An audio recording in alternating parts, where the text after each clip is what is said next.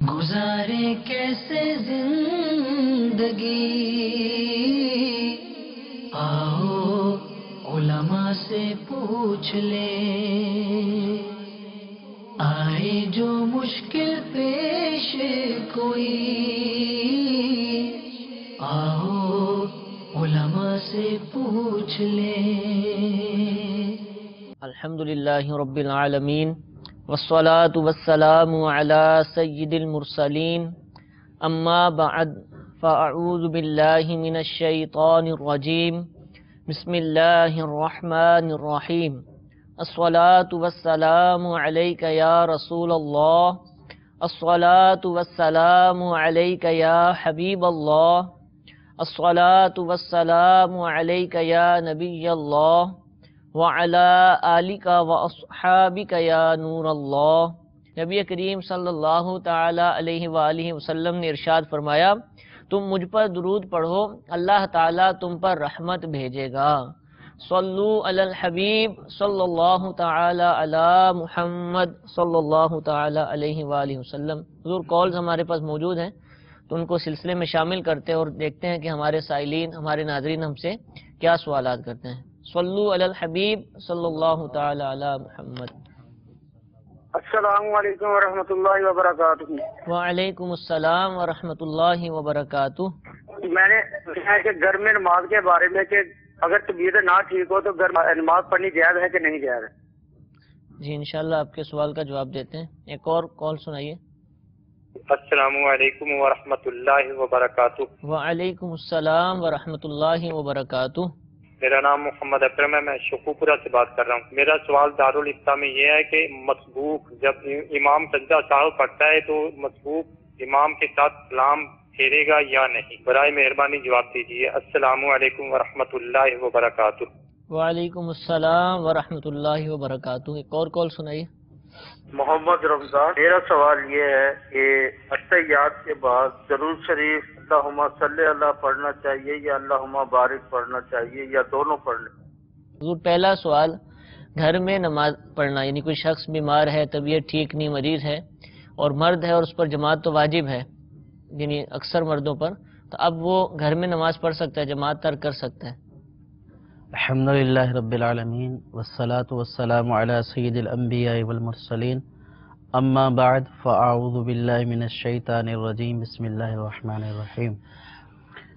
شریعت مطہرہ نے ایسے مریض کو کہ جو مرض کی وجہ سے جس کا مسجد میں جانا مشقت کا باعث ہو اس کے لیے، تو ایسے مریض کو شریعت مطہرہ نے رخصت دی ہے کہ وہ جماعت کے ساتھ نہ بھی پڑھے، گھر میں نماز ادا کر لے تو شرعاً وہ گناہ گار نہیں ہے۔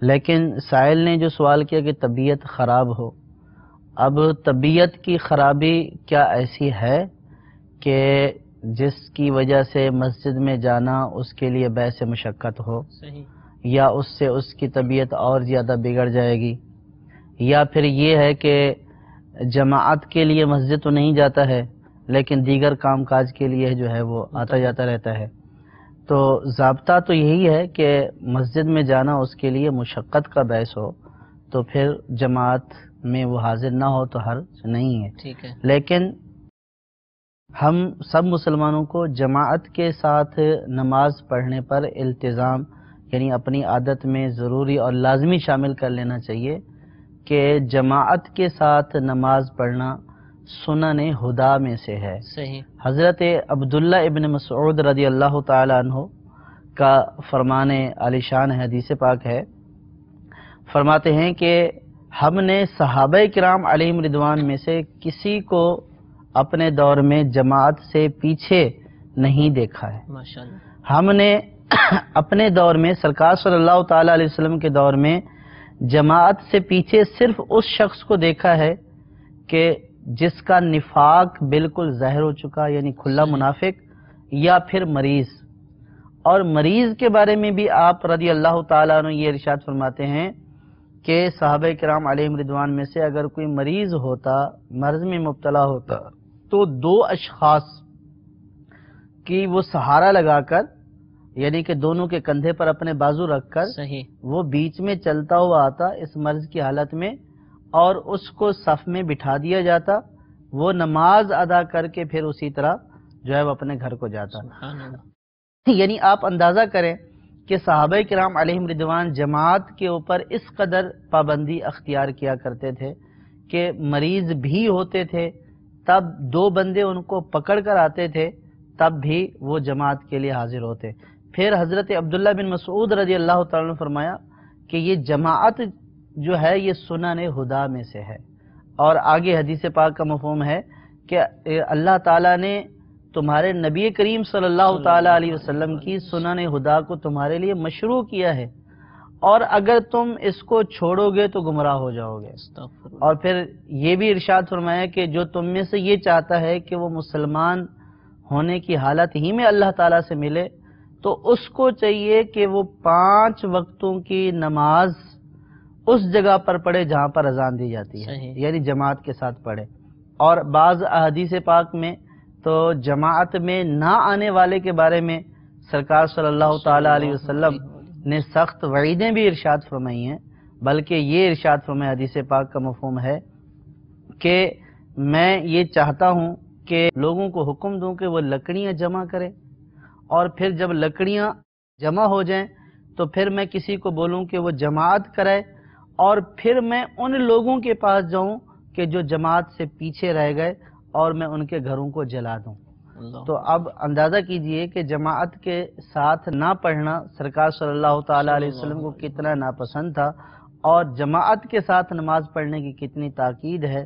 تو لہٰذا ایسے چھوٹے چھوٹے بہانوں کے اوپر جماعت کو ترک نہیں کرنا چاہیے۔ ہاں اگر کوئی بڑا عذر ہے تو شریعت نے اس کی رخصت دی ہے، اس رخصت کے اوپر اگر عمل کرتا ہے تو شرعاً گناہ گار نہیں ہوگا۔ اس کا ضرور اندازہ کیسے ہوگا؟ جیسے بخار چڑھ جاتے ہیں، عذر ہے، بیٹھتے ہیں گھر پر، یا اس کی بھی نوعیت ہوگی اتنا بخار چڑھے گا۔ دیکھیں اس میں عرض کیا ہے نا کہ اس کے لیے مشقت، مسجد میں جانا مشقت کا باعث، ٹھیک ہے، یا بیماری بڑھ جائے گی، یا جو ہے وہ گرتا پڑتا ہوا پہنچے گا، صحیح، تو ایسے مریض کے لیے جو ہے وہ شریعت نے رخصت دی ہے کہ وہ گھر پہ نماز ادا کر لے۔ ٹھیک، اور بھی آزار ہیں جماعت صحیح، ترک کرنے کے، ٹھیک ہے، تو جیسے شدید آندھی ہو، بارش ہو، طوفان ہو، اور اسی دشمن طریقے کا سے خوف جو ہے ہو، وہ شدید حاجت ہو پیشاب پاخانے کی، اور جو ہے وہ چوری ہو جانے کا، مال چوری ہو جانے صحیح، کا اندیشہ ہو، یہ سارے وہ آزار ہیں۔ یا وہ خود اپاہج ہو، نابینا ہو، نابینا کے لیے تو یہ بھی فرمایا اگرچہ کہ اس کو کوئی ساتھ پکڑ کر لے کر جانے والا ہو تب بھی جو ہے وہ جماعت واجب نہیں ہے اس کے اوپر، صحیح، ہاں وہ رخصت نہیں بلکہ عزیمت پر عمل کرتا ہے، آ جاتا ہے تو بہت اچھی بات ہے۔ صحیح، ایسا بھی احادیث پاک میں آیا کہ ایک نابینا شخص سرکار صلی اللہ تعالیٰ علیہ وسلم کی بارگاہ میں حاضر ہوا، عرض کی یا رسول اللہ صلی اللہ تعالیٰ علیہ وسلم مجھے مسجد میں لے کر آنے والا کوئی نہیں ہے، تو کیا میرے لیے رخصت ہے کہ میں گھر پر نماز ادا کروں؟ تو روایت میں سرکار صلی اللہ تعالیٰ علیہ وسلم نے ان کو اجازت عطا فرمائی۔ جب وہ جانے لگے تو سرکار نے ان کو دوبارہ بلایا اور فرمایا کہ اذان کی آواز سنتے ہو؟ عرض کی ہاں۔ تو سرکار صلی اللہ تعالیٰ علیہ وسلم نے فرمایا کہ پھر مسجد میں آ کر نماز ادا کیا کرو۔ صحیح، تو اب یہ جو آپ صلی اللہ تعالیٰ علیہ وسلم کا حالانکہ معذور افراد کے لیے جو ہے وہ رخصت ہے، صحیح، لیکن یہاں پہ سرکار صلی اللہ تعالیٰ علیہ وسلم کے زمانے میں صحابہ کرام بیماری میں، نابینا پن میں اگر آتے تھے تو یہ عزیمت پر عمل کیا کرتے تھے۔ ماشاءاللہ، صحابہ کرام علیہ رضوان عزیمت پر عمل کرتے تھے، جماعت کی اہمیت ان کے دلوں میں تھی، اور جماعت ترک کرنے کی کتنی سخت وعید آپ نے سنی۔ تو جو مسلمان کے جن پر جماعت واجب ہے ان کو کوشش کرنی چاہیے، بلکہ ان پر لازم ہے کہ 5 نمازیں با جماعت مسجد کے اندر ہی پڑھیں۔ عذر ہو تو اس عذر کے متعلق جس طرح انہوں نے سوال کیا، باقاعدہ امام صاحب سے، مفتی صاحب سے، عالم صاحب سے پوچھ لیا جائے کہ اس عذر کی بنا پر میں کیا جماعت ترک کر سکتا ہوں یا نہیں، تو اس کے علاوہ جماعت چھوڑنے کی اجازت نہیں ہوگی۔ حضور دوسرا سوال محمد اکرم بھائی شیخو پورہ سے، مسبوق سے متعلق یہ پہلے بھی سوال آتا رہتا ہے، غالباً پچھلے سلسلے میں بھی تھا کہ مسبوق وہ شخص کے جس کی کچھ رکعتیں رہ جاتی ہیں، اب یہ امام صاحب کے پیچھے ہیں، امام صاحب کو سجدہ صاحب کرنا ہے، امام صاحب کے لیے سلام پھیریں گے، تو کیا یہ مسبوق سلام پھیرے گا؟ لیکن ان کا سوال تو سجدہ صاحب کا تھا، ٹھیک ہے، اب اس سے ریلیٹڈ یہ بھی ہے. سلام بھی اور سجدہ صاحب بھی ہے. تو عموماً یہ ذہن میں آتا ہے کہ فرض کیا کہ اس کی 2 رکعتیں نکل گئی ہیں، اب اس میں امام کو صاحب لائق ہوا، صحیح، یعنی کہ کوئی واجب جو ہے وہ بھول گیا، تو اب اس وجہ سے سجدہ صاحب لازم ہو گیا، حالانکہ یہ ان 2 رکعتوں میں نہیں تھا. اب امام جو ہے وہ سجدہ صاحب کرتا ہے تو کیا یہ کرے گا؟ تو امام کی جب اس نے مطابقت اختیار کر دی، امام کی اقتداء میں آ گیا، امام کو صاحب لاق ہوا ہو ان رکعتوں میں جن میں یہ شامل ہوا ہے، ٹھیک ہے، یا اس سے پہلے کی رکعتوں میں صاحب لاحق ہوا، اور امام جب سجدہ صاحب کرے گا تو بہر صورت یہ بھی سجدہ صاحب کرے گا.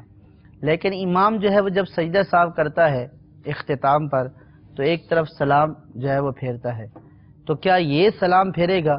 تو اس کو سلام پھیرنے کی اجازت نہیں ہے، بلکہ اگر یہ جان بوجھ کر سلام پھیرے گا تو پھر اس صورت میں اس کی نماز ہی چلی جائے گی. صحیح، تو اس لیے اس نے سلام نہیں پھیرنا، لیکن بغیر سلام پھیرے امام کے ساتھ اس نے سجدہ صاحب کرنا ہے. ٹھیک ہے، یعنی جب تک امام کے پیچھے امام صاحب کا سجدہ کرے تو اس کو بھی کرنا پڑے گا. محمد رمضان بھائی، ان کا سوال یہ ہے کہ تشہد التحیات پڑھ کر جب درود پاک پڑھا جاتا ہے اب کون سا پڑھیں؟ اللہم صلی علی محمد، اللہم بارک علی محمد، کون سا درود پاک پڑھیں؟ دونوں درود پاک پڑھے جائیں گے. ٹھیک ہے، تشہد میں جب یہ درود پاک پڑھے جاتے ہیں اللہم صلی علی محمد بھی پڑھیں گے، اللہم بارک علی محمد بھی پڑھیں گے، یہ دونوں درود پاک پڑھنے چاہیے. ٹھیک ہے، جزاک اللہ. مزید کالز کو سلسلے میں شامل کرتے ہیں. صلو علی الحبیب صلی اللہ تعالی علی محمد صلی اللہ علیہ وسلم.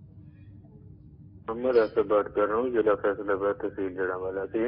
میرا سوال یہ ہے کہ میرے اوپر کچھ قرض ہے اور میں قرض دینا بھی چاہتا ہوں، لیکن میرے پاس اتنے وسائل نہیں ہے کہ میں قرض جلد ادا کر سکوں. ٹھیک ہے، اس میں ارشاد فرما دیجیے کہ میری نیت بالکل صاف ہے اور میں دینے کی نیت بھی انشاءاللہ رکھتا ہوں. اس میں گناہ گار تو نہیں ہوں، کیونکہ میں نیت تو رکھتا ہوں دینے کی الحمدللہ، کہ میں کسی کا قرض اور کسی کا حق نہ کھا سکوں. ٹھیک ہے نا، اس میں ارشاد فرما دیجیے. السلام علیکم ورحمۃ اللہ وبرکاتہ. وعلیکم السلام ورحمۃ اللہ وبرکاتہ.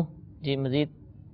السلام علیکم ورحمۃ اللہ وبرکاتہ. وعلیکم السلام ورحمۃ اللہ وبرکاتہ.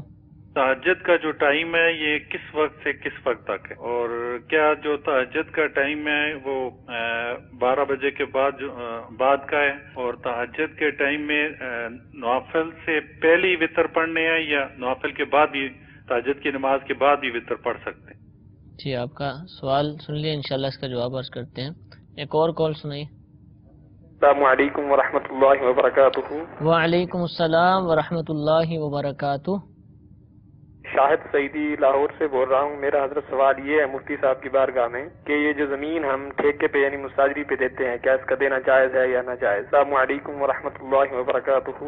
وعلیکم السلام ورحمۃ اللہ وبرکاتہ. حضور پہلا سوال اسد بھائی جڑا والا سردار آباد فیصلہ آباد سے، قرض ہے ان کے اوپر کسی کا لیا ہوا اور یہ دینا بھی چاہتے ہیں لیکن وسائل نہیں ہیں. نیت ان کی ہے کہ میں ادا کر دوں لیکن دے نہیں پا رہے، تو کیا یہ گناہ گار ہوں گے؟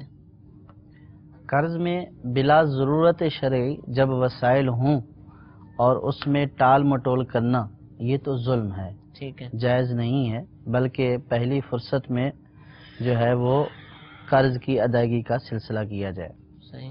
اور اگر وسائل نہیں ہیں اور کوئی ایسا مال بھی نہیں ہے کہ جس مال سے یہ اپنا قرض ادا کر سکے، اب جو ہے وہ نیت بھی رکھتا ہے ٹھیک کہ جب بھی اللہ تبارک و تعالیٰ ایسا سبب یا وسیلہ بنا دے گا تو میں پہلی فرصت میں اپنا قرض ادا کر دوں گا. تو اس صورت میں ظاہر ہے کہ جب اس کے پاس اسباب ہی نہیں ہیں، وسائل ہی نہیں ہیں، تو قرض ادا نہ کرنے کی صورت میں یہ گناہ گار نہیں ہوں گے. صحیح. لیکن یہ بات یاد رہے کہ بہت سارے لوگ جو ہے وہ وسائل سے جو ہے وہ لگژریز مراد لیتے ہیں کہ اپنی بالکل ہر طرح کے کاروبار اور ضرورت سے زائد، تو یہ مراد نہیں ہے، بلکہ اگر کوئی ایسا مال و اسباب ہے کہ جس کو یہ بیچ سکتا ہے تو اس کو بیچے اور پہلی فرصت میں اپنا قرض ادا کرے. فرض کیا کہ ایک شخص کے پاس زیورات رکھے ہوئے ہیں، ٹھیک ہے، تو اب وہ یہ بولتا ہے کہ میرے پاس تو نقدی تو ہے نہیں، پیسے نہیں ہیں، تو اس کو یہ کہا جائے گا کہ جو آپ کی ملکیت میں زیورات رکھے ہوئے ہیں تو یہ بھی نقدی کا ایک نقدی ہی ہے، تو اس کو بیچو اور قرض ادا کرو۔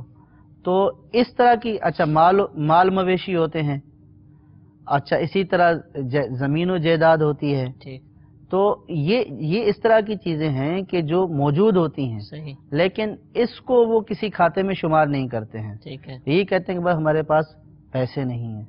اچھا بہت سارے ایسے لوگ ہوتے ہیں کہ جو قرض کے معاملے میں ایسے ہوتے ہیں کہ ان کا اگر روز مرہ کا معمول کھانے پینے کا ایسا دیکھیں تو وہ حاجت سے بڑھ کر زائد ہوتا ہے، یعنی کہ جس کے اوپر اتنا قرض ہو وہ روزانہ گوشت، وہ ان کے بچوں کے روزانہ جو ہے وہ 500 600 کے ایک بچے کا خرچ، تو پھر جب وہ قرض خواہ اس طرح کے عیش و عشرت دیکھتا ہے کہ ان کے بچے تو روزانہ 500 روپے خرچ کرتے ہیں اور یہ بولتے ہیں کہ ہمارے پاس جو ہے وہ کوئی اسباب ہی نہیں ہے، تو اس طرح بھی نہیں کرنا چاہیے۔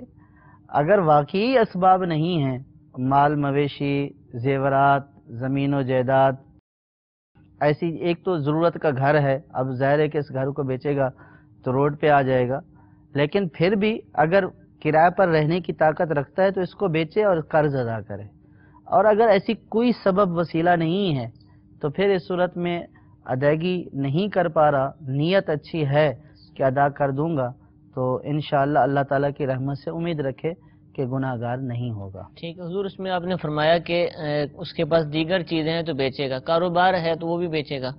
دیکھیں اب ایک تو وہ کاروبار ہے کہ جو اس کی ضرورت میں شامل ہے، جس سے اس کا اخراجات ہو رہے ہیں، تو اس میں اپنی گزر اوقات جتنے کاروبار کو رکھے، اس کے علاوہ زائد چیزیں ہیں تو ان کو بیچ دے۔ جو میں نے مثال پیش کی کہ زیورات رکھے ہوئے ہوتے ہیں تو اس کی طرف لوگوں کا خیال نہیں ہوتا کہ زیورات بیچ دیں۔ فرض کیا 2 گاڑیاں ہوتی ہیں تو ایک گاڑی کو بیچ کر اپنا قرض ادا کر دیں اور ایک گاڑی اپنے استعمال میں رکھیں۔ ٹھیک ہے، اسی طرح سے جو ہے وہ قیمتی موبائل ہوتے ہیں 50 60 ہزار کے، اب کسی کا 30,000 دینا ہے تو کوئی فرض واجب تو نہیں ہے نا 50,000 والا موبائل رکھے، 2-3 ہزار والا موبائل لے اور جو ہے وہ بیچ کر جو ہے وہ باقی پیسے ادا کرے۔ لیکن اس طرح نہ کرنا اور پھر اس طرح کی لگژریز میں پڑے رہنا، تو یہ تو پھر خامخواہ کی ٹال مٹول والی صورت ہے، تو اس صورت میں گناہ گاری بھی ہوگی۔ ٹھیک ہے، جزاک اللہ۔ کہ جن اسلامی بھائیوں نے قرض لیا ہے وہ اس سوال کے جواب میں جو مدنی پھول دیے گئے ان کے اوپر غور کرے اور دیکھ لے کہ کہیں ایسا نہ ہو کہ قرض خواہ بھی ہم سے مطالبہ کر رہا ہے اور ہم قرض ادا کرنے پر قادر بھی ہیں لیکن اس کے باوجود قرض ادا نہیں کر رہے، کہیں ہم گناہ گار نہ ہو رہے ہوں، تو ان مدنی پھولوں کے مطابق اپنا جائزہ لے لینا چاہیے۔ دوسرا سوال یہ تھا کہ تہجد کا وقت کب سے شروع ہوتا ہے؟ فرما رہے ہیں کہ کیا 12 بجے رات جب آتے ہیں اس کے بعد تہجد پڑھ سکتے ہیں؟ اور مزید یہ بھی پوچھا کہ نوافل، شاید تہجد ہی کی نوافل مراد ہیں، تو وطر ان نوافل سے پہلے پڑھنے ہیں یا بعد میں، یا پھر عشاء کے نوافل ہیں، تو اس کے اعتبار سے جواب دیجیے۔ تہجد کا وقت عشاء کے بعد سے شروع ہوتا ہے اور اس کا آخری وقت صبح صادق سے پہلے ہے۔ صبح صادق کی طلوع یعنی فجر کا جو وقت، جیسے روزے کا وقت ختم ہوتا ہے، جو روزے کا وقت سحری کا وقت ختم ہوتا ہے، ٹھیک ہے، یا دوسرے معنوں میں بولے کہ فجر کا وقت شروع ہوتا ہے، تو اس کو بولتے ہیں طلوع صبح صادق کا وقت، ٹھیک ہے، تو اس وقت تک جو ہے وہ تہجد کا ٹائم ہے عشاء کی نماز کے بعد۔ لیکن اس میں یہ ہے کہ عشاء کی نماز کے بعد سو لے، ٹھیک ہے، اور بیٹھے بیٹھے بھی اگر اس کو جھونکا آ گیا تو بھی سونے کی شرط پوری ہو جائے گی، تو اس وقت سے وہ وقت شروع ہو جاتا ہے، ٹھیک، اور اس تمام وقت کے درمیان تہجد کے نوافل ادا کر سکتا ہے۔ لیکن بہتر وقت جو ہوتا ہے وہ آخر رات کا ہوتا ہے کہ آخر رات میں اٹھ کر جو ہے وہ اللہ تعالیٰ کی عبادت کرے، اور وطر جو ہے وہ نوافل سے پہلے پڑھے یا بعد میں پڑھے۔ تو جو شخص فجر میں اٹھنے پر یعنی کہ طلوع صبح صادق سے اٹھنے پر قدرت رکھتا ہے، جاگ جاتا ہے، اس کی آنکھ کھل جاتی ہے، تو اس کے لیے بہتر یہ ہے کہ وہ وطروں کو مؤخر کر دے، بعد میں پڑھے، ٹھیک ہے۔ تو اب جو ہے وہ نوافل، یہ تہجد پڑھنے کا بھی عادی ہے، اس کی آنکھ کھل جاتی ہے، تو اس صورت میں وطر ان کو مؤخر کرنے کی اجازت ہے۔ اب یہ نوافل سے پہلے پڑھے یا بعد میں پڑھے، تو یہ بعد میں پڑھے، پہلے نوافل پڑھے اور بعد میں وطر پڑھے۔ وطروں کو جتنا مؤخر کرے گا اتنا زیادہ بہتر رہے گا، لیکن وطروں کو مؤخر کرنے کا حکم ہے اسی شخص کے لیے جس کو اعتماد ہو کہ وہ اڑ جائے گا. ٹھیک ہے. اب اگر اس کو اعتماد ہی نہیں اور کبھی اٹھا ہی نہیں ہے, صحیح, ویسے سستی ہو رہی ہے اور یہ بولتا ہے کہ وطر بعد میں پڑھ لوں گا, اور پھر اس کو یاد ہی نہیں رہے اور یوں وطر قضا ہو جائیں تو گناہ گار ہوگا. ٹھیک. تو جس کو اعتماد ہو اور اس کی عادت ہو تو وہ وطر مؤخر کرے, اور ان کو بہتر یہ ہے کہ نوافل کے بعد ادا کرے. اچھا, تو تہجد کے لیے سونا چاہیے, کتنا سونا چاہیے؟ آدھا گھنٹہ 20 منٹ نا کہ جھونکا بھی آ گیا, بیٹھے بیٹھے جھونکا بھی آ گیا, ٹھیک ہے, تو یہ سونے والی شرط, غفلت طاری ہوئی تو سونا ثابت ہو جائے گا. شاہد سعیدی بھائی, ان کا سوال تھا زمین ٹھیکے پر دیتے ہیں, اس کا کیا حکم ہے؟ زمین مستاجری پر یا ٹھیکے پر دینا, اس کی کئی صورتیں ہوتی ہیں. زمین مستاجری پر یا ٹھیکے پر دی جا سکتی ہے, صحیح, لیکن طریقہ کار کیا ہوگا, شرعی طریقہ کیا ہے, اور اس میں ناجائز پہلو کیا ہے. زمین کو اگر پیسوں کی اجرت کے ساتھ کہ بھئی یہ آپ کو زمین دی ہے 2 ایکڑ 4 ایکڑ, سالانہ آپ سے اتنا ٹھیکہ لیں گے, ٹھیک ہے, 50,000 لیں گے, 40,000 لیں گے, اور آپ اس میں موسم کے مطابق جو بھی فصل ہے فصل کا تعین ہو جائے, کیونکہ بعض فصلیں ایسی ہوتی ہیں جو زمین کو خراب کر دیتی ہیں, تو لہٰذا پہلے سے تعین ہو جانا چاہیے. اور عموماً ہوتا ہی ہے کہ گندم کے لیے, کپاس کے لیے ہر علاقے کے اعتبار سے پتہ ہوتا ہے کہ اس میں یہ فصل بوئی جائے گی. لیکن اس میں اگر اس طرح کا ابہام آ جائے کہ بعد میں جو ہے وہ دونوں میں تنازع پیدا ہو جائے گا, تو اس سے پہلے جو ہے وہ طے بھی کر لینا چاہیے کہ ہاں اس میں یہ فصل 1 سال کے لیے بوئی جائے گی, 2 سال کے لیے بوئی جائے گی, جتنے کے اوپر انہوں نے ٹھیکہ کیا اتنی مدت یہ طے کر لیں, فصل طے کر لیں اور اس کی اجرت طے کر لیں. صحیح. تو یہ ساری چیزیں طے ہوں تو یوں ٹھیکے پر دیا جا سکتا ہے, یہ جائز صورت ہے. ٹھیک ہے. اس کی اجارہ فاسدہ ناجائز صورت بھی ہے. بہت سارے گاؤں دیہاتوں میں یا کسانوں میں یہ رائج ہے کہ زمین کو یوں بھی ٹھیکے پر دیتے ہیں کہ آپ کو 1 ایکڑ دیا, ٹھیک ہے, اور اس میں سے 4 من فی ایکڑ طے کر لیا, مثال کے طور پر کہ 1 ایکڑ میں سے 4 من ہم لیں گے, یا 1 ایکڑ میں سے اتنی روئی ہماری ہوگی. ٹھیک ہے. تو یہ ناجائز ہے. صحیح. اس طرح متعین کر لینا یوں کہ 1 من 2 من 3 من, جیسے گندم کے موقع پر ہوتا ہے, مستاجری پر دیتے ہیں تو بولتے ہیں کہ فی ایکڑ 2 من, صحیح, 12 من 11 من, مثال کے طور پر. تو یہ ناجائز ہے. ٹھیک ہے. یہ اس لیے ناجائز ہے کہ جب اس فصل کے لیے دیا جا رہا ہے اس ایکڑ میں سے خاص کر لیا کہ 2 من 3 من 4 من, تو اب خدا نہ خواستہ 2 من ہی نکلے, ٹوٹل فصل اتنی ہوئی 2 من ہی نکلی, تو پھر یہ 2 من تو یہ اجرت میں لے لے گا, یعنی کہ اپنی زمین کی اجرت میں لے لے گا, جس نے بویا اس کو کیا کچھ بھی نہیں ملے گا.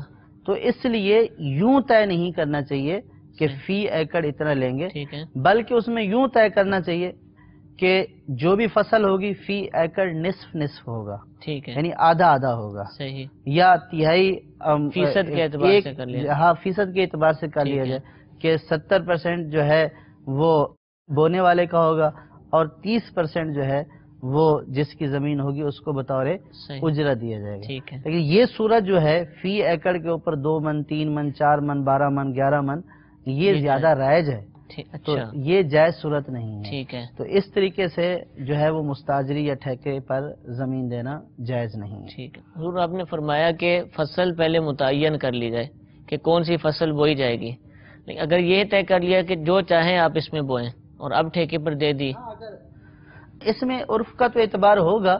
اب جو چاہیں سے مراد یہی ہو کہ فرض کیا کہ وہاں پہ روئی یا جو ہے وہ گندم بویا جاتا ہے اور جو چاہیں سے مراد یہی بونا ٹھیک ہے, یا چاول, تو ایک موسمی فصلیں ہوتی ہیں, دونوں کو پتا ہوتا ہے کہ بھئی میں چاہوں تو یہ بو دوں, سبزیاں بو دوں, چاہوں تو جو ہے وہ میں گندم بو دوں, چاہوں تو میں چاول بو دوں, تو اس میں تو کوئی حرج نہیں ہے.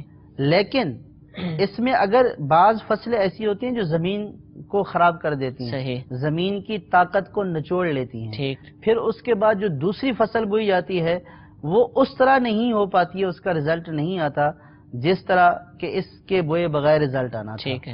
تو اس صورت میں تنازع کا سبب بن سکتا ہے کہ جیسے فرض کیا کہ اس نے 4 سال کے لیے ٹھیکے پر لی اور اس میں درخت ہی درخت بو دیے. ٹھیک ہے. اب جب درخت کاٹیں گے تو اگر اس کو جڑوں سے اکھیڑیں گے تو زمین کھدے گی. ٹھیک ہے. اگر اوپر سے اکھیڑیں گے یعنی کہ اوپر سے کاٹ لیں گے تو پھر دوسری فصل بونے کے لیے وہ جو اس کی جڑیں ہیں ان کو جڑوں سے نکالنا پڑے گا. ٹھیک ہے. تو اب یہ تنازع کا سبب بن جائے گا صحیح. کہ جی آپ نے لی تھی، میں تو یہ سمجھا تھا کہ آپ یہ کریں گے، ٹھیک ہے. یہ تو نہیں پتا تھا کہ آپ یوں کریں گے. اس کے بعد آپ کی 4 سال کی فصل جتنا مجھے خرچہ کرنا پڑ گیا. ٹھیک ہے. تو اس طرح زمین کی طاقت بھی اس میں استعمال ہوئی، اور بعض صورتوں میں جو ہے وہ سامنے والا جس کی زمین ہوتی ہے اس کو بھی نقصان کا اندیشہ ہوتا ہے. تو لہٰذا اگر اس طرح کی کوئی صورت ہے تو وہ بتا دی جائے کہ اس میں یہ فصل بوئی جائے گی، جو بعد میں جھگڑے کا سبب بنے تو اس کو پہلے ہی طے کر لینا چاہیے. اگر کوئی ایسی صورت نہیں ہے اور دونوں کو پتہ ہے کہ جو چاہے سے بھی مراد یہی سبزی ہوگی، چاول ہوں گے، کپاس ہوں گے اور یہی یہاں بوئی جاتی ہیں تو اس میں کوئی حرج نہیں ہے. ٹھیک ہے، جزاک اللہ. مزید کال کو سلسلے میں شامل کرتے ہیں. صلو علی الحبیب صلی اللہ تعالی علی محمد صلی اللہ علیہ وسلم. محمد سعید عباسی مری. میرا سوال یہ ہے کہ کیا نماز جنازہ کے بعد جب صفیں توڑی جاتی ہیں تو دعا کرنا کیسا ہے؟ جی آپ کے سوال کا جواب دیتے ہیں. ایک اور کال سنائیے. میرا سوال یہ ہے کہ ہم نے ایک کمرے میں مسجد بنائی ہوئی ہے، کمرہ ہے مسجد نہیں ہے، لیکن اس کے لیے ہم نے چندہ اکٹھا کر کے سپیکر لی ہے. اس سے پیسے جو بچ گئے ہیں کسی مسجد کے لیے سپیکر وغیرہ لے کے دے سکتے ہیں کہ نہیں؟ یہ میرا سوال ہے. جی انشاءاللہ آپ کے سوال کا جواب دیتے ہیں. ایک اور کال سنائیے. السلام علیکم ورحمۃ اللہ وبرکاتہ. وعلیکم السلام ورحمۃ اللہ وبرکاتہ. امتیاز احمد گوجرا سے. میرا سوال یہ ہے کہ صبح مسجد میں جاتے ہیں، جماعت کھڑی ہوتی ہے اور اکثر لوگ سنتے پڑھ رہے ہوتے ہیں، ان کی رکعت بھی نکل جاتی ہے، کہیں 1 یا 2 رکعت نکل. اس کے بارے میں بتا دیں مہربانی. السلام علیکم ورحمۃ اللہ. وعلیکم السلام ورحمۃ اللہ وبرکاتہ. آپ کے سوال کا جواب دیتے ہیں. محمد سعید بھائی مری سے سوال کیا کہ نماز جنازہ میں صفیں بنائی جاتی ہیں، جب جنازہ کا سلام پھرتا ہے تو لوگ صفیں توڑ دیتے ہیں اور قریب چلے جاتے ہیں، اس کے بعد دعا کرنا کیسا؟ دعا مانگ سکتے ہیں؟ بالکل. نماز جنازہ کے بعد، نماز جنازہ سے پہلے، میت کو دفن کرتے وقت، کرنے کے بعد سب صورتوں میں دعا مانگ سکتے ہیں. قرآن و حدیث میں اس کی کوئی ممانعت نہیں ہے کہ بھئی آپ جو ہے وہ جنازہ سے پہلے دعا مانگے بعد میں نہیں مانگے. کسی حدیث میں منع نہیں کیا گیا، بلکہ قرآن و حدیث میں تو دعا کی کثرت کرنے کا حکم دیا گیا. سرکار صلی اللہ تعالیٰ علیہ وسلم کے فرمانے کہ کثرت سے دعا کرو، دعا مانگنے میں سستی نہ کرو. اور اللہ تبارک و تعالیٰ جو ہے وہ دعا کرنے پر عطا فرماتا ہے. تو جب خود سرکار صلی اللہ تعالیٰ علیہ وسلم نے، بلکہ خود رب کریم نے دعا کرنے کی ترغیب ارشاد فرمائی ہے کہ مجھ سے مانگو، دعا کرو، میں عطا کروں گا.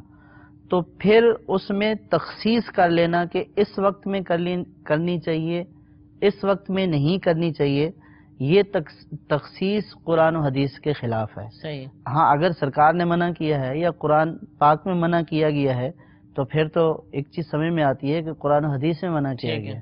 جب قرآن و حدیث میں کوئی قاعدے بیان نہیں کی گئی ہے کہ بھئی اس وقت میں کرو، اس وقت میں نہیں کرو، تو پھر اس میں جنازے سے پہلے یا جنازے کے بعد کے اوپر یہ جھگڑا کرنا یا لوگوں کے ذہنوں میں یہ وسوسے ڈالنا کہ جناب جو ہے وہ یہ دعا تو نئی دعا ہے، پہلے نہیں ہوتی تھی. تو دعا کا تو کوئی وقت ہی مقرر نہیں ہے. اللہ تبارک و تعالیٰ سے جس وقت مانگو اللہ تبارک و تعالیٰ عطا فرماتا ہے. اور پھر دعا سے جنازے سے پہلے بھی اور جنازے کے بعد بھی سرکار صلی اللہ تعالیٰ علیہ وسلم سے دعا کرنا جو ہے وہ ثابت ہے. حضرت ابو سلمہ رضی اللہ تعالیٰ عنہ کی وفات ہوئی تو سرکار صلی اللہ تعالیٰ علیہ وسلم وہاں پہ تشریف لائے اور آپ نے ان کی آنکھیں بند کی اور ان کے لیے سرکار صلی اللہ تعالیٰ علیہ وسلم نے بے شمار دعائیں کی اور ان کے اہل کے لیے سرکار صلی اللہ تعالیٰ علیہ وسلم نے دعا کہ اللہ تعالیٰ ان کے لواحقین کو اچھا بدل عطا فرمائے. تو اسی طرح سرکار صلی اللہ تعالیٰ علیہ وسلم احادیث پاک میں آیا کہ جب سرکار صلی اللہ تعالیٰ علیہ وسلم تدفین کر لیتے تو فرماتے کہ اپنے بھائی کے لیے دعا کرو کہ اس وقت ان سے سوال و جواب ہو رہا ہے، ان کی ثابت قدمی کی دعا کرو. تو حضرت عبداللہ ابن عمر رضی اللہ تعالیٰ عنہ جب مٹی ڈالتے جب مٹی ڈال چکے ہوتے تو میت کے لیے دعا کرتے کہ اللہ تبارک و تعالیٰ ان کی کروٹوں کو اس سے جدا رکھے، ان کی قبر میں وسعت عطا فرمائے. تو آپ رضی اللہ تعالیٰ عنہ سے پوچھا گیا کہ یہ دعا آپ نے کیا سرکار صلی اللہ تعالیٰ علیہ وسلم نے سنی ہے اس طرح کرتے ہوئے؟ تو آپ رضی اللہ تعالیٰ نے فرمایا کہ ہاں میں نے سرکار صلی اللہ تعالیٰ علیہ وسلم سے سنی ہے، اس لیے تو کر رہا ہوں۔ اور مرنے والے کو تو اب دعا کی زیادہ حاجت ہے کہ اب اگر کسی کا انتقال ہو جائے اور یہ کہا جائے کہ اس کی نماز جنازہ پڑھنی ہے، لہٰذا اب اس کی دعا اب نماز جنازہ پڑھنے تک کسی نے نہیں کرنی، بلکہ وہ جاتے ہیں نا گھروں میں تو لوگ سوگ کے لیے بیٹھے ہوتے ہیں، تعزیت کے لیے، تو فاتحہ پڑھی جاتی ہے۔ تو کئی علاقوں میں ایسا ہے کہ جنازے سے پہلے کہنا فاتحہ پڑھیں تو وہ لوگ معیوب سمجھتے ہیں، تو ناجائز ہے یہ اس طرح معیوب سمجھنا کہ اب تو اس کو دعا کی زیادہ حاجت ہے۔ دین میں یہی کہ جنازہ جب تک نہیں ہوا تو یہ نہیں کرنا چاہیے، نہیں اب تو اس کو زیادہ حاجت ہے، ٹھیک ہے، اب تو اس کے لیے استغفار کرنا ہے اور اس کی نجات کے لیے، اپنی نجات کے لیے اللہ تعالیٰ سے دعا کرنی ہے۔ صحیح، اب اس کے اعمال کا سلسلہ ختم ہو گیا، ٹھیک ہے، اب یہ مومنین مسلمانوں کی دعائیں ہی ہیں کہ جو اس کی قبر و آخرت میں اس کے لیے نور بن کر جو ہے وہ اس کو پیش کی جاتی ہیں۔ صحیح، تو لہٰذا یہ سمجھنا کہ جنازے سے پہلے دعا نہیں کی جائے گی، فاتحہ نہیں کیا جائے گا، تو یہ بھی غلط ہے، ٹھیک ہے، اور یہ کہنا کہ جنازہ ہو گیا بس دعا اس میں ہو گئی ہے، تو اب جو ہے وہ دعا نہ کی جائے، پھر تو نماز میں بھی جو ہے وہ سورۃ فاتحہ دعا ہی دعا ہے، ٹھیک ہے، اور جو ہے وہ میرے خیال میں 21 یا 22 دفعہ جو ہے وہ دعا کرنا دن میں واجب فقہاء نے فرمایا، اور یہ فرمایا کہ جو نماز پڑھتا ہے تو اس کا یہ واجب ادا ہو جاتا ہے کہ سورۃ فاتحہ میں جو ہے وہ دعا کا مضمون بھی موجود ہے، تو اور قرآن پاک میں خود نماز کے بعد فَإِذَا فَرَغْتَ فَانصَبْ وَإِلَىٰ رَبِّكَ فَارْغَب، کہ جب تم نماز سے فارغ ہو جاؤ کہ دعا میں مشقت کرو اور اپنے رب کی بارگاہ میں عاجزی اور انکساری کے ساتھ دعا کرو۔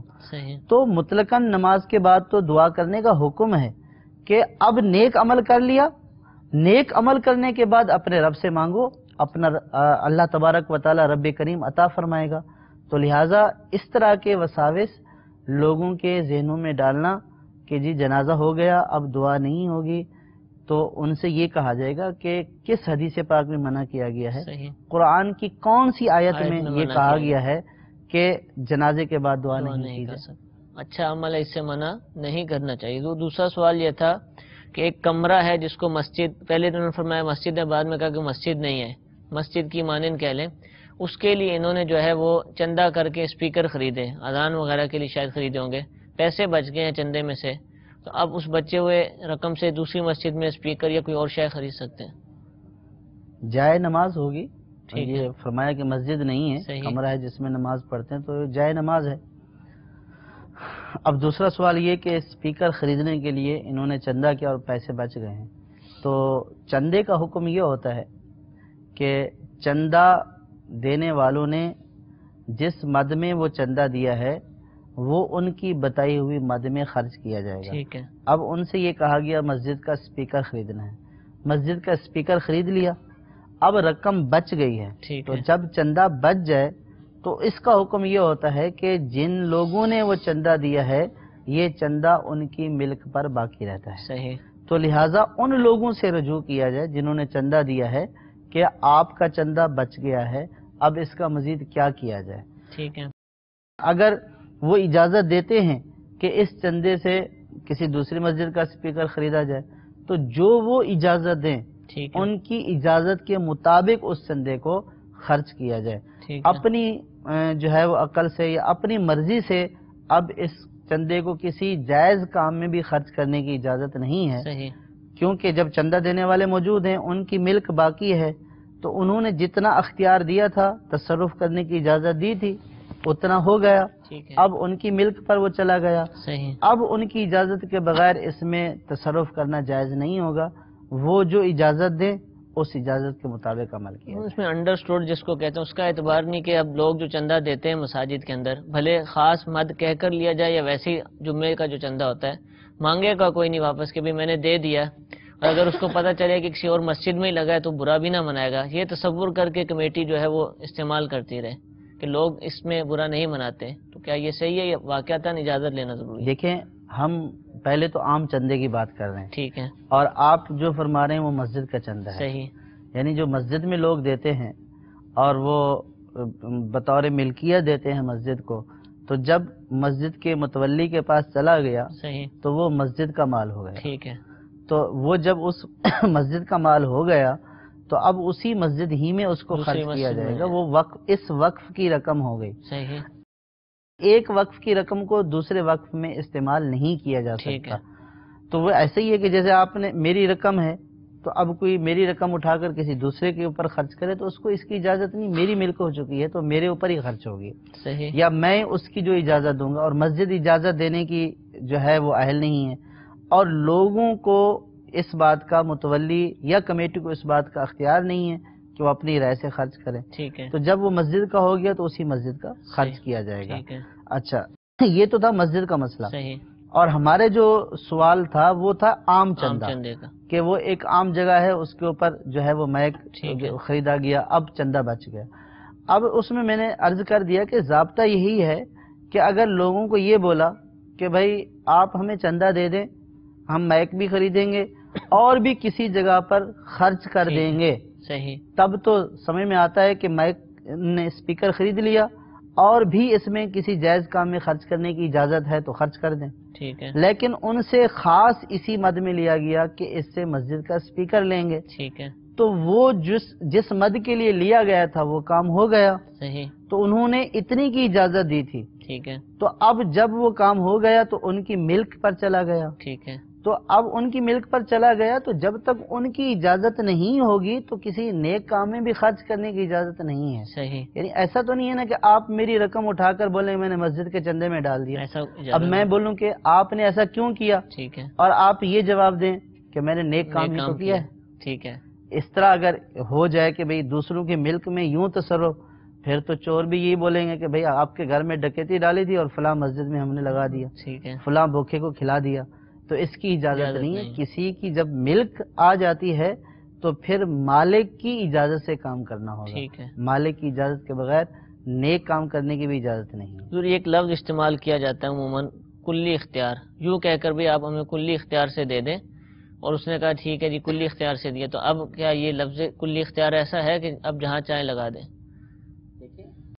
کلی اختیار پہلے تو یہ ہے کہ لینے والے کے ذہن میں کیا ہے کلی اختیار کا، وہ کیا مطلب لے رہا ہے، ذہن میں کیا ہے، اور دینے والے کے ذہن میں کیا ہے. ٹھیک ہے. اچھا، اب چندے میں کلی اختیار دینے والے کے ذہن میں جو ہے اس کا اعتبار کیا جائے گا. لینے والے کے ذہن کا اعتبار نہیں کیا جائے گا. صحیح. اگر فرض کیا اسی صورت میں ہم یہ بول لیں کہ ان کو یہ بولا کہ آپ مسجد کے میک خریدنے کے لیے ہمیں کلی اختیارات دے دیں. ٹھیک ہے. اب وہ یہ سمجھ رہا ہے کہ کلی اختیار سے مراد یہ ہے کہ اچھی کوالٹی والا خرید لیں، یا یہ ہے کہ تھوڑا لو کوالٹی والا خرید لیں، مناسب خرید لیں. ٹھیک ہے. اب وہ یہ سمجھ رہا ہے کہ بھئی ٹھیک ہے آپ کو اجازت ہے آپ جو والا بھی خرید لیں. صحیح. تو اب اس نے کلی اختیار اس بات میں دیا ہے کوالٹی کے اعتبار سے. ٹھیک ہے. اچھا، اب آپ اس کلی اختیار کو یہ بولیں کہ جناب اس نے تو اجازت ہی دے دی، اختیار دیے تھے، لہٰذا پہلے جو ہے وہ میک خریدنے جانا ہے تو پہلے کسی اچھے ہوٹل میں بیٹھ کر بریانی کھانی ہے. ٹھیک ہے. دودھ سوڈا پینا ہے، صحیح، گرمی ہو رہی ہے، بس کلی اختیار کی رقم ہے. ٹھیک تو ہے. کلی اختیار کھانے پینے کی نہیں تھی. اچھا، اب کلی اختیار بعض اوقات یہ بھی ہوتا ہے کہ ہاں بھی نیکی اور بھلائی کے کاموں میں آپ جہاں بھی چاہیں صرف کر دیں. صحیح. اب اس میں اگر کوئی یہ سمجھے کہ اس کلی اختیار میں مجھے اپنے گھر میں بھی خرچ کرنے کی اجازت ہو گئی ہے، صحیح، تو اس کی اجازت نہیں ہے. ٹھیک ہے. تو پہلے تو یہ ہے کہ کلی اختیارات سے مراد کیا ہے، ٹھیک ہے، دینے والا کیا سمجھا ہے اور آپ کیا سمجھ رہے ہیں. تو آپ کی سمجھ کے تو اعتبار نہیں ہے، ٹھیک ہے، دینے والا جو دے رہا ہے اس کا اعتبار ہے. صحیح. تو اس کو واضح طور پر اگر یوں بتا دیا جائے کہ دیکھیں اس سے ہم مائک خریدیں، اس سے ہم دری خریدیں، اس سے ہم چٹائی خریدیں، بس آپ مسجد کے لیے دے دیں. اگر کسی کو یہ بولا مسجد کے لیے آپ کلی اختیارات کے ساتھ دے دیں، ٹھیک ہے، تو اس کے ذہن میں کیا تصور ہوگا؟ مسجد کے معاملات، مسجد کے معاملات، ٹھیک ہے، کہ یہ مائک خریدیں، امام مؤذن کو تنخواہ دیں، اس سے دریاں خریدیں، وضو خانے یا مسجد کی مرمت میں خرچ کریں. اب اگر سامنے والا کلی اختیارات سے یہ مراد لے کہ اس کو مدرسے میں بھی خرچ کر دو، ٹھیک ہے، اس کو جو ہے وہ کسی دوسرے کام میں بھی خرچ کر دو، کسی کو طالب علم کو کتاب کی ضرورت ہے وہ بھی لے کر دے دو. صحیح. اچھا، کوئی کسی کو اوپر قرض ہے اس سے یہ بھی ادا کر دو.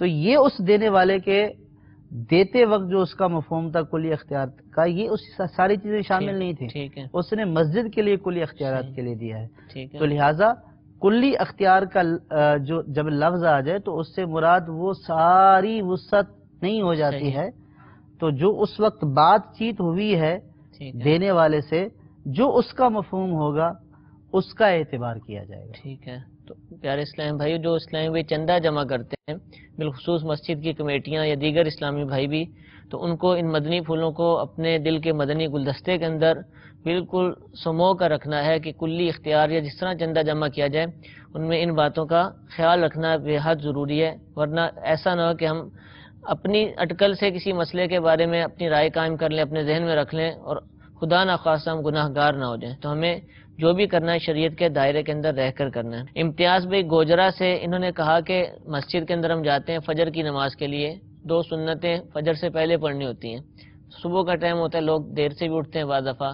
اب گئے سنتیں شروع کی، اسی دوران جماعت قائم ہو گئی، تو اب سنتیں پڑھنے میں بھی اتنا وقت لگ رہا ہے اور بالفرض امام سب جلدی پڑھاتے ہیں، یا اس نے سنتیں تاخیر سے شروع کی تو اس کی سنتوں کے دوران 1 رکعت نکل گئی، بعض دفعہ دونوں ہی رکعتیں نکل گئی. تو اب یہ کرنا صحیح ہے اس طرح سنتیں پڑھنا؟ ہاں، اصل میں ان کے سوال میں یہ بات تھی کہ مسجد جاتے ہیں، جماعت ہو رہی ہوتی ہے اور لوگ جماعت کے دوران سنتیں پڑھ رہے ہوتے ہیں، تو اس میں حکم یہ ہے کہ فجر کی سنتوں کی بہت زیادہ تاکید ہے اور فجر کی سنتوں کو ترک نہیں کرنا چاہیے. صحیح. اور نہ ہی اس کی عادت بنانی چاہیے، اور نہ ہی یہ اچھی عادت، یہ بھی اچھی عادت نہیں ہے کہ آپ روزانہ ایسے ٹائم ہی اٹھیں سستی کے ساتھ کہ جب جماعت کھڑی ہو تو آپ پھر سنتیں جلدی جلدی، ٹھیک ہے، اور کچھ پورا پڑھا کچھ ادھورا پڑھا، کیا پڑھا نیند میں پڑھا، تو یہ بھی نہیں کرنا چاہیے.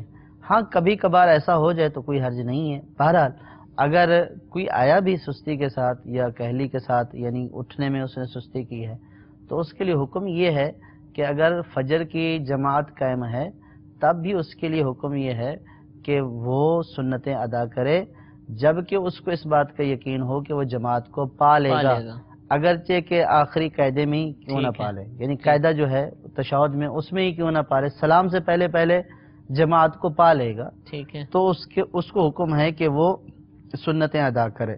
جس امام کے پیچھے عموماً نماز پڑھتے ہیں عادت کا تو معلوم اس کی عادت کا معلوم ہوتا ہے کہ یہ جلدی پڑھاتے ہیں یا تھوڑی تاخیر کرتے ہیں، تو اس میں بس یہ ضابطہ ذہن میں رہے کہ اگر اس کو یہ پتا ہے کہ سلام سے پہلے پہلے نماز میں شامل ہوگا تو اس کے لیے حکم یہ ہے کہ وہ سنتیں ادا کر لے، صحیح، اگرچہ اس کی 1 یا 2 رکعتیں بھی یوں چلی جائیں. ٹھیک ہے. اور اگر یہ پتا ہے کہ سنتوں میں مصروف ہوں گے تو پھر اس صورت میں سلام بھی امام پھیر دے گا، جماعت ختم ہو جائے گی، تو پھر اس صورت میں حکم یہ ہے کہ یہ جماعت کے ساتھ شامل ہو جائے اور اپنی عادت کو تبدیل کرے، روزانہ کی یہ عادت نہ بنائے. کہیں ایسا بھی نہ ہو کہ روزانہ ایسے وقت میں ہے پھر بولے کہ یار ٹائم تو اتنا ہے کہ جماعت ختم ہو جائے گی، تو اس کی بھی اجازت نہیں ہے. اس صورت میں گناہ گار ہوگا، اس کو یہ کہا جائے گا کہ وہ جلدی اٹھے، ٹھیک ہے، اور جو ہے وہ سنتوں کو بھی پالے، سنتوں سے محروم نہ رہے. ٹھیک ہے. اپنے اٹھنے کا وقت وہی مقرر کرے جو شریعت چاہتی ہے کہ فجر کی نماز کے لیے مناسب وقت پر اٹھا جائے تاکہ سنت قبلیہ بھی ادا کی جائیں اور اس کے بعد نماز کو بھی باجماعت پڑھا جائے. حضور اس میں ایک اور بات بیان کی جاتی ہے کہ جو جماعت کے دوران سنتیں پڑھیں گے وہ چھپ کر پڑھیں، اوٹ میں پڑھیں، اس کا کوئی مسئلہ؟ ہاں، اس میں یہ ہے کہ وہ ایسی جگہ پر نہ پڑھے کہ جہاں جماعت ہو رہی ہے، ٹھیک ہے، بلکہ جماعت سے ہٹ کر جو ہے وہ پڑھے. صحیح. تو اب ایسا بھی ہوتا ہے کہ بعض لوگوں کی یہ بھی عادت ہے، پتہ ہے کہ ابھی 2 منٹ میں جماعت کھڑی ہونی ہے اور انہوں نے پہلی صف میں پڑھنی ہے. صحیح. اور بعض ایسے بھی ہوتے ہیں کہ جنہوں نے مؤذن کے مصلی کے ساتھ پڑھنی ہے. ٹھیک ہے. اچھا، اب وہ یا تو پھر یہ ہے کہ سیکنڈوں میں پڑھیں گے جلدی جلدی، یا پھر یہ ہے کہ ادھر فرضوں کی جماعت شروع ہو گئی، وہ رکوع میں چلے گئے اور یہ سلام پھیر رہا ہے. صحیح. تو پھر یہ بھی جائز نہیں ہے کہ یوں جان بوجھ کر کھڑا ہو کہ لوگ جو ہے وہ اپنی فرض نماز ادا کر رہے ہیں اور یہ بیچ میں ایک تو ہے کہ صف کے قطع کا سبب بنا ہوا ہے کہ اپنی نماز ادا کر رہے ہیں، اس صف میں نہیں کھڑا ہوا حصہ نہیں ہے یہ. اچھا، اب یہ بھی جائز نہیں ہے کہ لوگ دوسری نماز پڑھیں اور یہ سنتیں ادا کر رہے ہیں. تو اس لیے یہ ہے کہ جہاں پہ جماعت ہو رہی ہے وہاں پہ نہیں، بلکہ اوٹ میں پیچھے جا کر جو ہے وہ اپنی سنتیں ادا کر کے پھر جماعت میں شامل. اور یہ صف میں نہ پڑھنے والا معاملہ دیگر نمازوں میں بھی ہم دیکھیں گے، پتہ ہے کہ جماعت کھڑی ہونے والی ہے، ہر نماز کے لیے یہی حکم ہوگا کہ وہ سنتیں اگر ایسے وقت میں آیا ہے اس کو پتہ ہے جماعت کھڑی ہو جائے گی تو پھر اس کو چاہیے کہ وہ سنتیں جو ہے وہ پیچھے جا جا کر ادا کرے. ہاں اگر اس کو یہ تھا کہ بھئی ادا کر لوں گا صحیح اور جماعت جو ہے وہ کھڑی ہو گئی ٹھیک ہے یا اس کو تاخیر ہو گئی, سجدہ صاحب لازم ہو گیا, تھوڑی اور تاخیر ہو گئی, تو یہ ایک الگ صورت ہو جائے گی. جزاک اللہ. مزید کال سنتے ہیں. صلو علی الحبیب صلی اللہ تعالی علی محمد صلی اللہ علیہ وسلم. ساہیوال کے گاؤں نامہ سے عرض کر رہا ہوں. نور احمد اتاری. ضرور سلسلہ دارالصالح سنت میں سوال یہ ہے کہ کچھ لوگوں سے سنا ہے کہ عصر کی نماز کے بعد کھانا پینا نہیں چاہیے کیونکہ حضور صلی اللہ علیہ وسلم نے منع کیا ہے, تو اس کی کیا حقیقت ہے ارشاد فرما دیں. جزاک اللہ خیرہ. السلام علیکم ورحمۃ اللہ وبرکاتہ. وعلیکم السلام ورحمۃ اللہ وبرکاتہ. جی ایک اور کال سنائیے. میرا نام محمد ساجد اختاری شکر سے بات کر رہا ہوں. بھائی استاد میرا یہ سوال ہے کہ جائے نماز جس پہ مکہ اور مدینہ کی تصاویر بنی ہوتی ہے اس پہ نماز پڑھنا کیسے؟ جی آپ کے سوال کا جواب دیتے ہیں. ایک اور کال. السلام علیکم ورحمۃ اللہ وبرکاتہ. وعلیکم السلام ورحمۃ اللہ وبرکاتہ. محمد سجاد اتاری ڈیرہ غازی خان سے بات کرتا ہوں. میرا سوال ہے مفتی صاحب سے کہ ہم جماعت کراتے ہیں دکانوں, ایک چھوٹا سا اڈا ہے وہاں دکانوں کے سین سے جماعت جب کراتے ہیں تو آگے چارپائی وغیرہ پڑی ہوئی ہوتی ہے, کیا چارپائی کے آگے نماز پڑھنا جائز ہے؟ السلام علیکم ورحمۃ. وعلیکم السلام ورحمۃ اللہ وبرکاتہ. نور احمد بھائی نے سوال کیا ہے کہ انہوں نے سنا ہے کچھ لوگوں سے کہ عصر کی نماز کے بعد کھانا کھانے سے یا کچھ کھانے پینے سے حدیث میں منع کیا گیا, کیا یہ درست؟ اگر روزہ دار نہیں ہے تو عصر کے بعد کھانا پینا بالکل جائز ہے. ٹھیک ہے. شرعاً اس میں کوئی حرج نہیں ہے. کسی حدیث میں اس کو منع کیا گیا ہے میرے علم میں تو ایسی بات نہیں ہے. ٹھیک ہے. لیکن یہ بات جو ہے وہ لوگوں میں بہت زیادہ مشہور ہے. ٹھیک. اس کو روزہ رکھنا جو ہے وہ بولتے ہیں. ٹھیک ہے. جس طرح قربانی کی عید میں یہ ہے کہ بھئی ہم نے روزہ رکھا ہوا ہے اور اس کو جو ہے وہ قربانی کے گوشت سے افطار کریں گے, تو اس کو روزہ کہنا بھی اس اعتبار سے جائز نہیں ہے. ٹھیک ہے. اور اسی طرح اس کو بھی روزہ سمجھتے ہیں کہ عصر سے مغرب تک, مغرب کی اذان ہو جائے پھر کھانا پینا ہے. تو ویسے اگر جو ہے وہ نہیں کھا پی رہا تو اس میں کوئی حرج نہیں ہے, لیکن اس کو عبادت سمجھ کر یوں رکھنا یہ جائز نہیں ہے. حکم کے عمل سمجھتے ہوئے جائز نہیں ہے. شاہد بھائی شکر گڑھ سے جائے نماز کی جس پر مکہ مدینہ کی تصاویر بنی ہو ان پر نماز پڑھنا کیسا؟ جس پر مکہ مدینہ کی تصویر بنی ہوئی ہو اس پر پڑھنا مناسب نہیں ہے. ٹھیک ہے. یہ تو نہیں بولیں گے کہ ناجائز ہے, لیکن یہ مناسب نہیں ہے کہ مکہ اور مدینہ کی جو ہے وہ تصویر بنی ہوئی ہے اس پر جو ہے وہ پاؤں رکھے, اس پر گھٹنے رکھے, یہ ادب کے خلاف ہے. ٹھیک ہے. تو لہٰذا جائے نماز سادی ہونی چاہیے. صحیح. اور اس میں اس طرح کی تصویر بیت المقدس کی, مکہ مدینہ یا کسی مسجد کی نہیں ہونی چاہیے. ٹھیک ہے. ڈیرہ غازی خان سے محمد سجاد بھائی نے سوال کیا کہ دکان میں جماعت کرواتے ہیں اور جب جماعت کرواتے ہیں تو سامنے جہاں بھی ان کی دکانیں چارپائی پڑی ہوتی ہے, تو اس طرح جماعت کرانا یا ویسے اکیلے کوئی نماز پڑھے تو چارپائی سامنے ہو تو اس کا حکم؟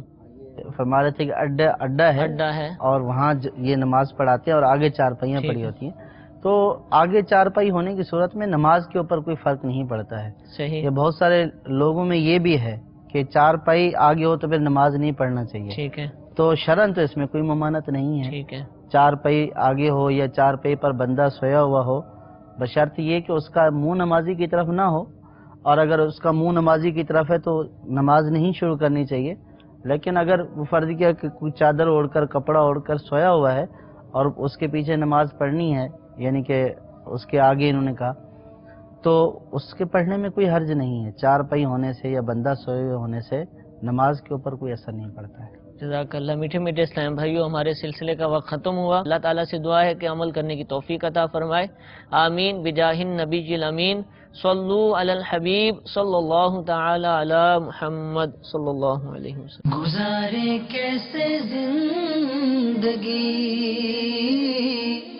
آؤ علماء سے پوچھ لے, آئے جو مشکل پیش کوئی, آؤ علماء سے پوچھ لے.